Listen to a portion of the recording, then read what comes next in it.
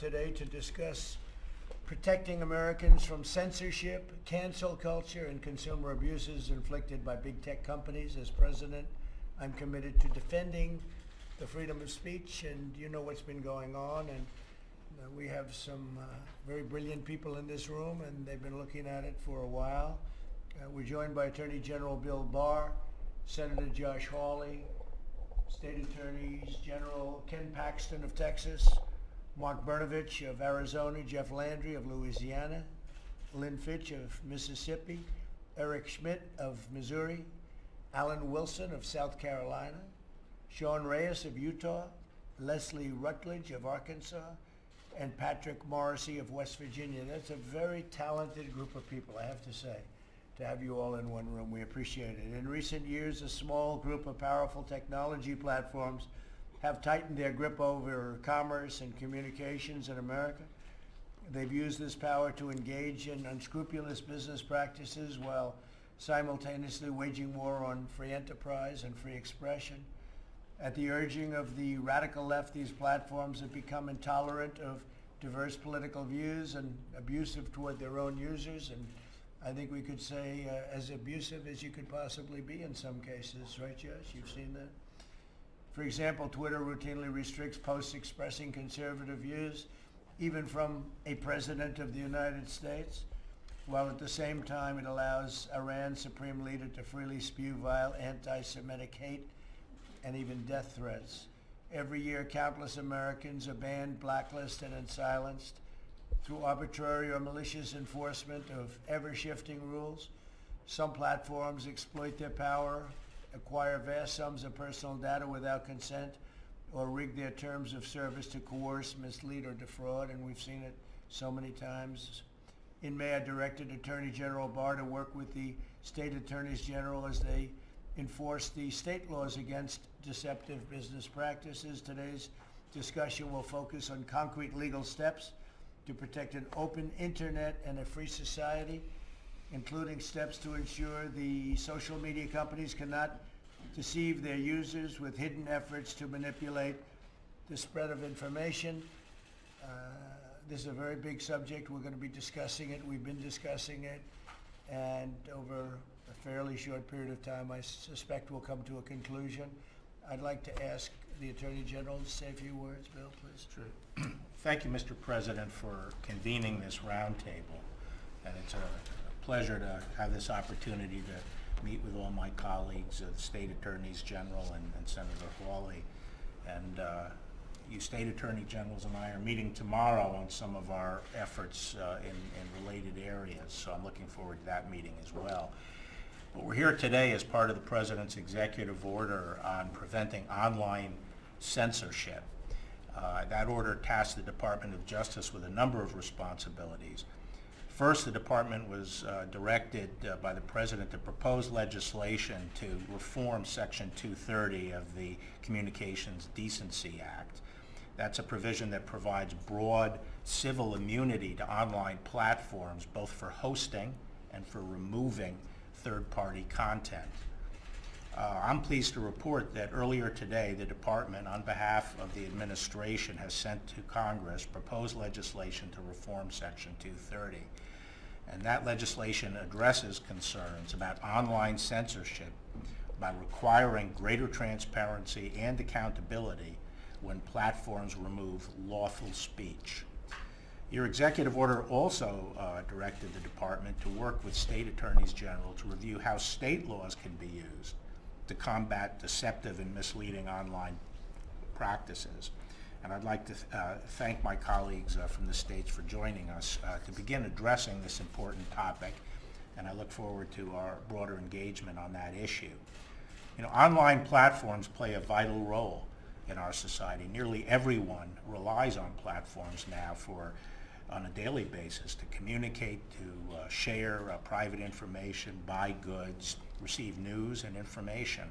And we've grown to depend on it, and necessarily we have to put our trust in these platforms. But these platforms can abuse those positions of trust, whether by deciding which voices they're going to amplify and which they're going to throttle, and by improperly tracking and collecting user data and even facilitating criminal activity. So the increased size and power of these entities really exacerbates those concerns. And under the President's leadership, this administration is committed to addressing potential abuses of online platforms in a number of important ways. I've already mentioned that we have proposed this legislation that will focus the immunity and make sure it is not a license to abuse and to censor their platforms. We also will provide the ability for individuals to pursue civil claims against online platforms that engage in bad faith censorship. But even in its current form, Section 230 doesn't stop the states, whether they work alone or together or with the Department of Justice. It doesn't prevent the states from using their own state laws against platforms that are engaged in defrauding or misleading users. Section 230 does not bar the states from bringing state law causes of action based on the platform's own conduct, as opposed to its role hosting third-party conduct. And when they engage in unfair and deceptive practices, state AGs can be the tip of the spear. So I'm looking forward to working with all of you. I know some states have already brought some interesting cases against platforms for fraud, deception, and misuse of sensitive personal data. And we think there's ample opportunity to continue those investigations and actions, and I'm looking forward to working with all of you to address that. Thank you, Mr. President. Thank you very much, Bill. Josh, please.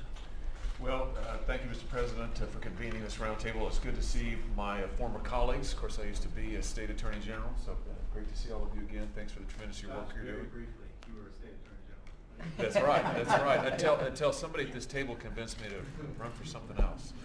But I think that just to amplify the president's remarks, we see in these online platforms the most powerful corporations in the world, maybe the most powerful corporations in the history of the world. They've got more information on Americans than any companies have ever had, any government has ever had. They increasingly control our communication with each other. So how come I won last time? Because you beat them at their own game. You were so good at communicating. But and as you know, these By the way, it's gotten a lot tougher. it's gotten a lot worse. And as these folks should know, reporters know, because these online platforms increasingly control the flow of news from journalists to the American public. So these are incredibly powerful platforms. They need to be held accountable, and Section 230, reforming Section 230 is a vital part of that. Thank you, Josh. Been a big factor. Would anybody like to say anything? Anybody in particular? Please. Mr. President, thank you again for convening Thank this, you. and Attorney General Barr, I appreciate the work we're doing in this investigation of Google. You know, one of the reasons that we were so interested in this is really what you said, Senator Hawley, is that, you know, we're at this point where we have these corporations that have tremendous power. And if we don't step up to the plate now and take a look at what they're doing, how they're doing it, we may never stop it. It may be just unstoppable. Some of them they're really larger than countries and more powerful than countries, and they know more about people than we know about ourselves, which is a little scary. So I appreciate the attorney generals that are working on our case now and that are going forward with other issues. And I think this relationship that we've had with the Department of Justice under you has been just amazing, and I'm really appreciative of it, because I think together, and it takes us together to take on some of the forces that we're dealing with. So thank you very much.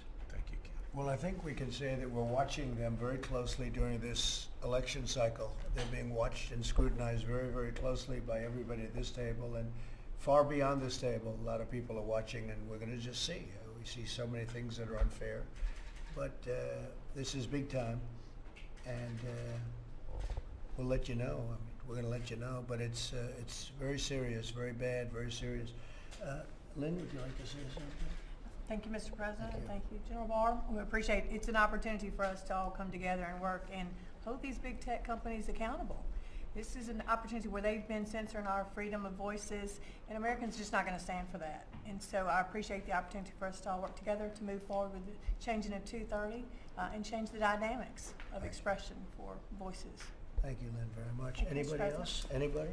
Well, Go ahead, please. Mr. President, I have a story that I think you'll enjoy. When you were being criticized by Twitter related to absentee ballots, that very same day, we concluded an investigation of West Virginia, which affirmed a lot of the very things you were saying. So that type of issue is an example of what can happen when you have these social media companies run amok. And there needs to be accountability. There needs to be an advancement of the First Amendment. But I thought you'd appreciate the irony of that very day, that person's going to go to jail now. And meanwhile, Twitter continues to engage and pretend that what's true is not. The whole thing with your balloting and what's going on with balloting will prove to be one of the great catastrophes in the history of our country, even beyond elections. And the Democrats know it. They know what's going on. They know how it's going on. Who's getting it? Who's sending it? Where is it going? Where is it coming back? Where is it coming from? Are mailmen involved? Who's delivering it? It's a very, very, and they know it's going to be. And all you have to do is look at, as in a case in West Virginia, but many cases, I would say every single case in the last number of years where they've done this, and this is a tiny scale compared to millions and millions of ballots that are being sent. This is going to be one of the great catastrophes and one of the great embarrassments in the history of our country, beyond elections. And the Democrats know it, and they're setting it up for chaos, and that's what they've done. And these media companies, if you criticize it, they flag you, they take you down, they do all sorts of things. And they know it too. They know it too. But you've done a great job when you did that in West Virginia, and it happened to be the same day that we were criticized for just mentioning. You better be careful with unsolicited ballots. See, I think that's a better name, Josh, because they said universal ballots, and they had 15 different names. Didn't mean, people said, how does that have to do with being universal? Unsolicited. 80 million unsolicited ballots being sent all over the place. People are going to get them. What the hell is this? What is it? They'll be harvesting them like crazy. Some of the states, they have no signature necessary, no verification necessary. Nevada, you don't have to verify the signature. There's no verification. It is a disgrace that this can happen. Just remember, I told you so. I told you so. We're going to win anyway, I hope. But I'll tell you, it's very tough when you have it's Democrat governors. It's states controlled by Democrat governors. And they're sending them out by the millions. And Josh, it's going to be a mess. And they all know it. And the people that know it the most are the Democrats. They fully know. And then they talk about you're suppressing our right to vote. They're using COVID as a way of scamming the system. And when you talk about foreign countries are nothing compared to what's taking place. And if foreign countries want to, this is an easy system to break into because they'll do counterfeit ballots. They'll do counterfeit ballots by the millions. So when you talk about China, Russia, North Korea, Iran, all the countries you talk about, that's peanuts. That's all peanuts compared to this. But this is their opening because they can use nice, cheap ballots and they can send them out, counterfeit them, and just send them in. This is a disaster, and they should stop it before it's too late. Now, we're before numerous federal judges. From what I hear, great federal judges, and they have the power to stop it. I hope they're watching because somebody's got to make the plea. This is going to be a disaster. I'm not even saying bad for me. It could work both ways. I don't think it will work both ways, but it could work both ways. It could be against Republicans or Democrats. But I hope somebody's watching because this is a disaster waiting to happen. Thank you all very much. Thank you. Thank you. All right, guys. Is that why it's so important, you believe, to have a full complement of the Supreme Court to handle? Well, it's a great question, a very fair question. Yes, I think it's very important. I think this will end up in the Supreme Court, and I think it's very important that we have 9 justices, and I think the system is going to go very quickly. I'll be submitting at 5 o'clock on Saturday the name of the person I chose for this most important of all positions, and I think we should go very quickly. You see the Republicans are very united. As far as timing is concerned, we were elected. We have a lot of time. One justice was picked in 19 days. 19 days. We could do 4 at that rate, or 5. No, we have a lot of time.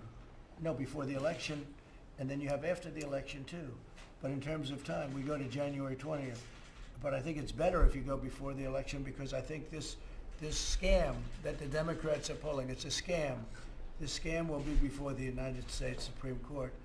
And I think having a 4-4 situation is not a good situation. If you get that, I don't know that you'd get that. I think it should be 8-0 or 9-0, but just in case it would be more political than it should be, I think it's very important to have a 9th justice. Are you fully confident that Lindsey Graham can get this through the committee and Mitch McConnell can get it through the Senate prior to November 3rd? I can only say we're giving you a person, whoever it would be. I could say any of the 5, frankly.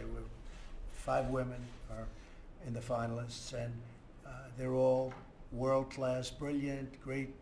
They're great in every respect, from academic. In terms of timing. Well, he can do it very easily. He can very quickly. From what I heard, he doesn't even have to hold a hearing. He wouldn't have to hold a hearing. But he's going to. He's going to, I would think. So, But he, again, are you Jed, right? he wouldn't even actually have to hold one. And, you know, most of these people are young and they just went through the process. You know, many of them just went through the process recently. So it's not like, gee, let's look at papers that are 15 years old. No, I think the process is going to go very quickly. The hearing, I think Lindsay's going to call the date of the hearing as soon. You can't call it until you have the candidate. And once we have the nominee, I will, I will wait to hear what the date is. But from that point, I would think it would be fairly quick. They're all extraordinary people. I can't imagine it could be anything else. And the Republicans, I mean, you saw them as well as the Republicans. Most of them have already made their intentions very clear, even Josh. So I think that that's a tough vote. So I think we're in great shape. But let me ask you that question, Josh. John's asking a question about timing and all. Can you get it We done have by the- nothing but time. Yeah, John, I think absolutely we can get it done. We can do it even with a full complement of hearings. I think that, the President just alluded, Justice Stevens was confirmed in 19 days. Justice Ginsburg was confirmed in about 40 days. We've got the time to do it. We've got the wherewithal to do it. And I think we should have a vote before the election for the reasons the President articulates. And I think we can get it done, and we will. Mr. President, do you believe that justice was served in the Breonna Taylor case in Kentucky? And what is your message to the black community who believe that perhaps justice was not served by the decision that was rendered by the grand jury in Kentucky? Well, my message is that I love the black community, and I've done more for the black community than any other president. And I say, with the possible exception of Abraham Lincoln, and I mean that, with opportunity zones and with criminal justice reform, with prison reform, with what we've done for historically black universities, colleges, schools, what we've done. It's nobody's done more. Abraham Lincoln, let's give him the nod, but beyond that, nobody's done more. I love the black community. I don't know enough about it. I heard a decision was just made. We've been together here, and so we haven't discussed it, but after I see what the decision is, I will have a comment on it. Okay? Thank you all very much. Thank you very much.